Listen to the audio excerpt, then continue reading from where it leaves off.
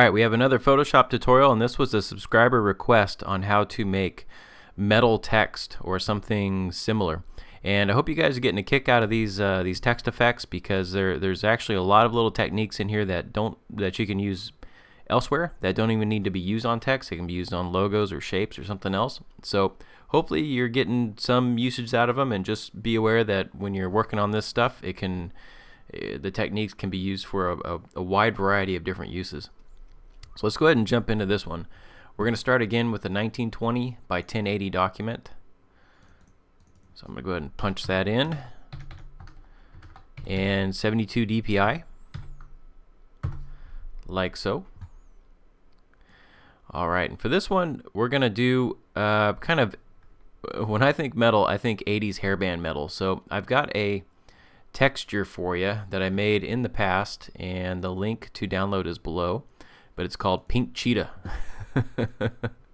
So have some fun with this. We're going to use this for a background. So I'm going to hit Control A and Control C, and I'm just going to hit Control V and paste it right down on our document.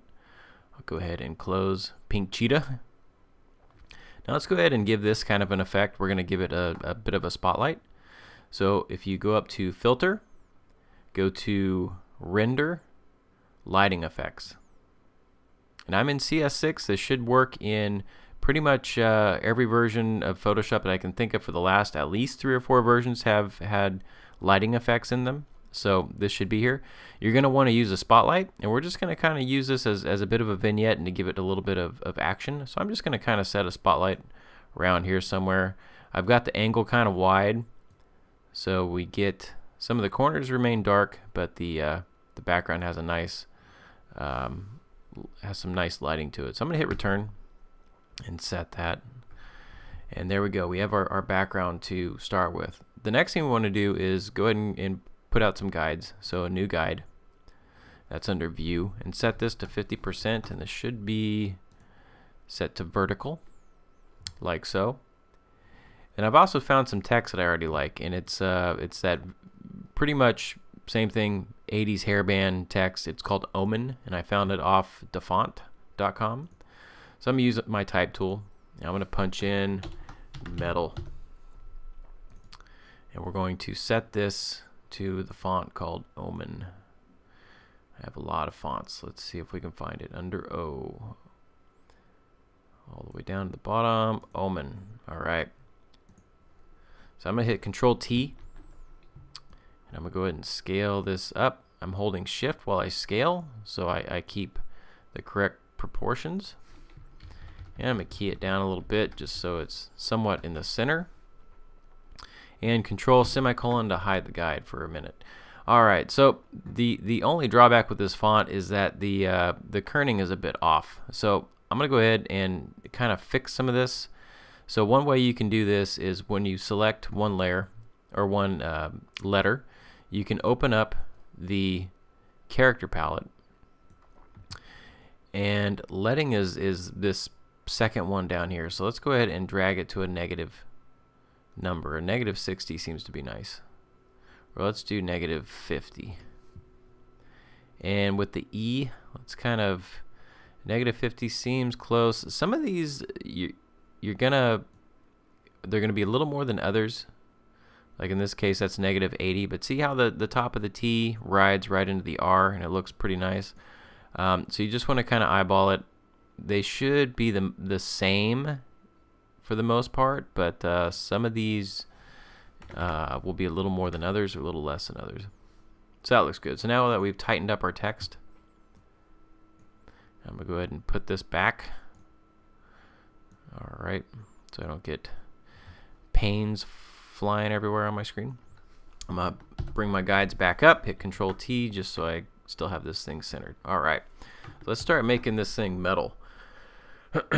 So the first step I want to do is I want to give it a kind of a metal texture, but where that metal texture is going to have a layer style applied to it. So if you hold Control and select your text layer, you should get a selection to come up around the edges of your text here. So let's go ahead and create a new layer. I'm just going to click the Create New Layer icon, And let's do some clouds. So let's set the foreground color to kind of a light gray. And let's set our background color to a little bit darker gray, something like so. Like that. And simply go up to Filter, Render, Clouds. And we're starting to create a base here. So I'm going to press Control D to hide my selection. And I'm going to go ahead and turn the visibility off on my type layer for now. So we can go ahead and add a couple effects to this layer and just get it ready. So go ahead and go down to your layer effects palette or icon, and let's choose drop shadow. And let's go ahead and set the size a little bit higher, set the distance further away. And this is just kind of generally to your liking, to depend on how much depth you want to give the text. And then let's go to bevel and emboss. The technique should be chisel hard. Size, let's leave this all default for now. We're going to do something else so we can get a better idea of what's going on, but at least we've already got it here. And we're going to be using inner shadow as well. And we'll just go ahead and toggle it on, but we're going to come back and fine tune it after in just a few minutes. So we'll go ahead and press OK. Now above this layer, let's create a new layer, and let's fill it with 50% gray, which is 50% is pretty much halfway. Hit OK. Now on a PC, I can simply press Control Delete to fill with my background color. Now let's go up to Filter, Noise, Add Noise. And you want the distribution uniform, you want it monochromatic. The amount, let's turn it up kind of high. So that's about 68-70%. Hit OK. Now go up to Filter, Blur, Motion Blur, and we're going to give this kind of a steel look. So you can go whatever direction you want. It doesn't matter. I'm going to go ahead and go from lower left to upper right, and the distance is about 50 pixels. And press OK. Now let's zoom in 100% so we can see what our metal texture is looking like. I'm going to go ahead and go up to Filter, Sharpen, Unsharp Mask, and let's go ahead and give this a little more definition. So the amount is around 50% here. Radius is half a pixel, and threshold should be 0. Hit OK. Now I'm going to zoom back out again so you can see the whole picture here. Now again, hold Control, select your text thumbnail on the layer, and you see we brought up that selection that says metal. Now let's go down here to your layer, layer mask. My brain just totally blacked out. Layer mask icon, and click that. And there we go. Now for this layer, let's set the blend mode to overlay. And we're starting to get a little bit of that effect going on here. And you can kind of play around with this. You might want to try some other blending modes. So another good one is, I think, color burn. If you turn the opacity down a little bit, it seems to be kind of cool. Or you can set it to overlay or what have you. But it gives it a nice kind of brushed metal look. Alright, so our text isn't done yet. It needs to be kind of, in my opinion, enclosed somehow. So we're going to give this a nice sharp border around it that's also going to have a metal texture. So let's go ahead and go back down to your text layer, toggle it back on, and if you right click on it, you should be able to convert it to a shape. So convert to shape. Now let's go ahead and drag this up above all our layers. And if you go to the shape tool, which is usually the last in the line down here, and it doesn't matter what it's on, you just want the shape tool highlighted. You see that we can start playing around with the shape here. So fill, let's turn that off. But let's go ahead and give a stroke to this whole thing. And we'll give it a gradient stroke. And you can keep using your the colors you have set. Really, you just want to go from a light gray or white to a darker gray, kind of like so. And let's start playing with the width of this stroke. Around 10 points seems to work pretty good. And then you have these other options you can play with. If you use this option, we can set the alignment to more of a center, something like so. And you can play with corners if you want to get crazy. You can do all sorts of stuff, but we want kind of a real sharp edge to it. So I'm going to create a new layer above it. I'm going to hold shift and select our empty layer and our shape layer and press Control E to merge those together. Now we have a nice gradient sharp stroke around the whole thing. If you use a layer effect stroke, it's going to give you rounded edges, which doesn't seem to work as well. So let's go ahead and this new layer that we've created, let's give that a bevel and emboss as well. And so bevel and emboss, chisel hard. The size, let's drop that down to maybe a 2. The depth, we can bring that up to something pretty sharp. And the rest looks pretty cool. You can play around with other things in here, but just for time's sake and for what we're doing here, I think that looks pretty cool. And actually, this is one place you could stop if you felt pretty good about it. You can. This is pretty much metal text in a nutshell. We're gonna do a couple more details though to make it go a little bit further, and also throw another texture on there just to see what it looks like.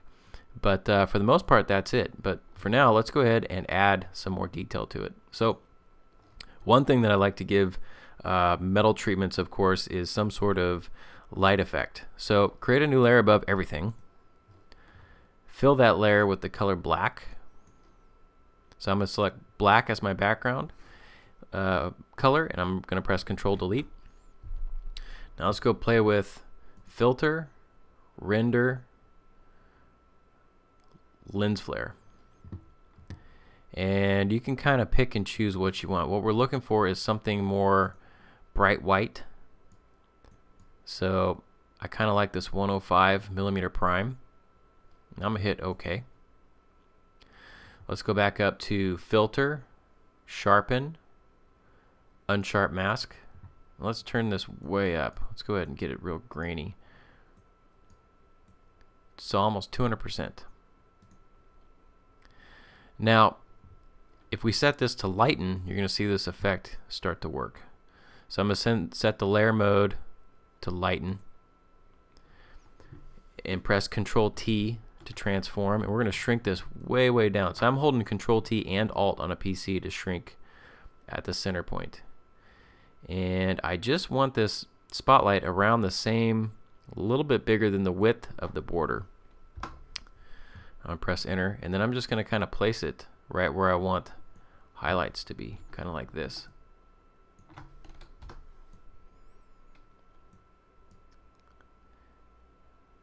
That looks kind of cool. And press Control J to make another one.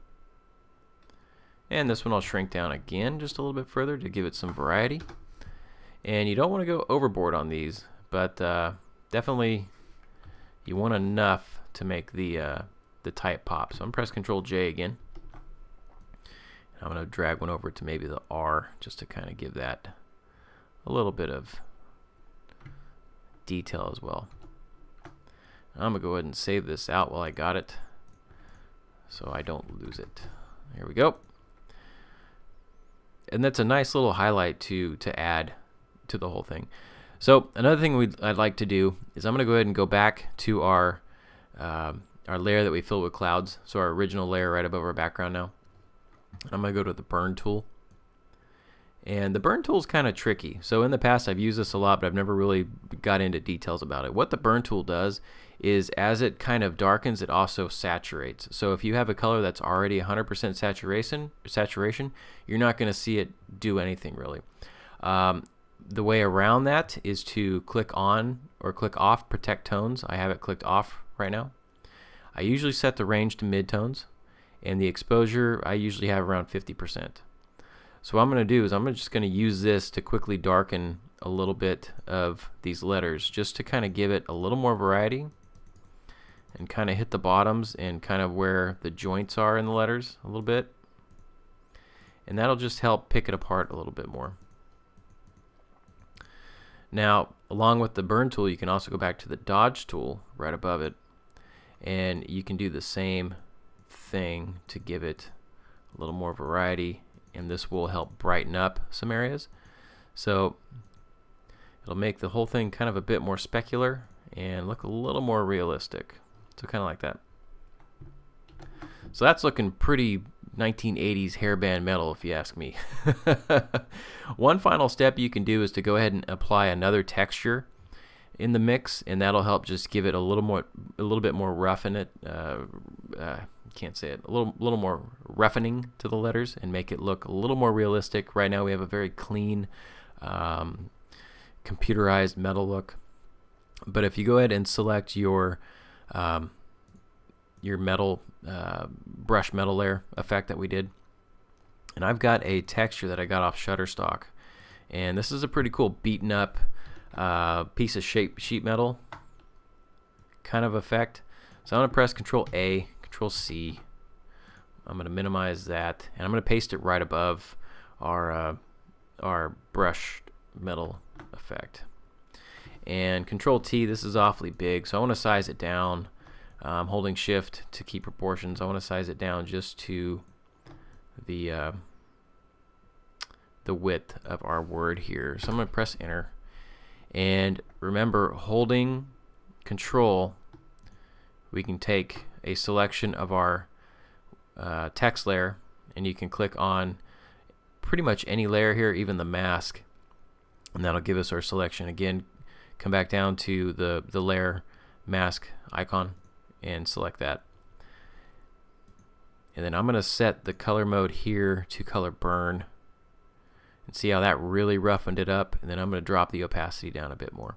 So this gives it a bit more kind of real world look to it.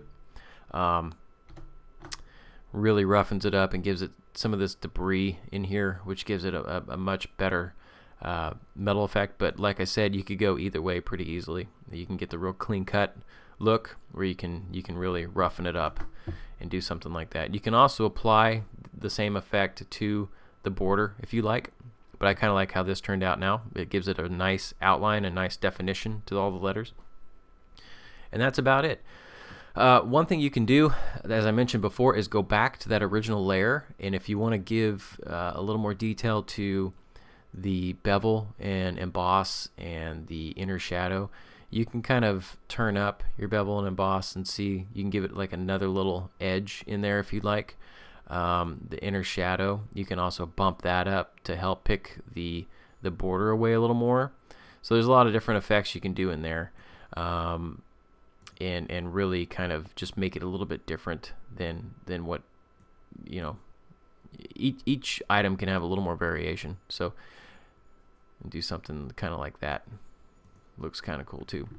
So there you have it. That's metal text, and again, this can be applied to anything. It doesn't have to be a font. It can be a logo. It can be any type of one color image. You can give pretty much anything this effect. So hope you get some enjoyment out of it, and that's all I got. All right, I'll talk to you later on.